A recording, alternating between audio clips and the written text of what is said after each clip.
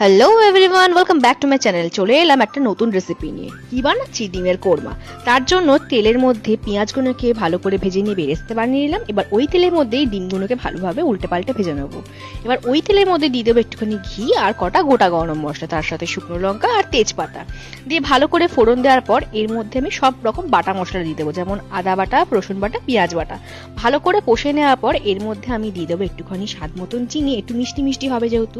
আর তারপর দিয়ে দেবো আগে থেকে বেটে রাখা কাজু, চারমগজ, পোস্ত আর সাদা তিল। আর ভালো করে কষিয়ে আসলে এবার আমি দিয়ে দেবো এর মধ্যে টক দই। ভালো করে কষিয়ে নেবার পর এর মধ্যে দেবো একটু জিরে গুঁড়ো, ধনে গুঁড়ো আর তার সঙ্গে গরম মশলার গুঁড়ো আর একটুখানি স্বাদ মতো লঙ্কার গুঁড়ো।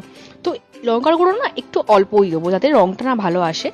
তো তারপরে দিয়ে দেবো একটুখানি দুধ, ভালো করে কষিয়ে নিয়ে ফুটে নেবার পরে ডিমগুলো আর পরিমাণ মতো নুন দিয়ে তারপরে দিয়ে দেবো উপর থেকে বেরেস্তা আর কাঁচা লঙ্কা ছড়িয়ে। ব্যাস রেডি আমার ডিমের কোরমা। তোমরা কেমন লাগলো জানিও কিন্তু।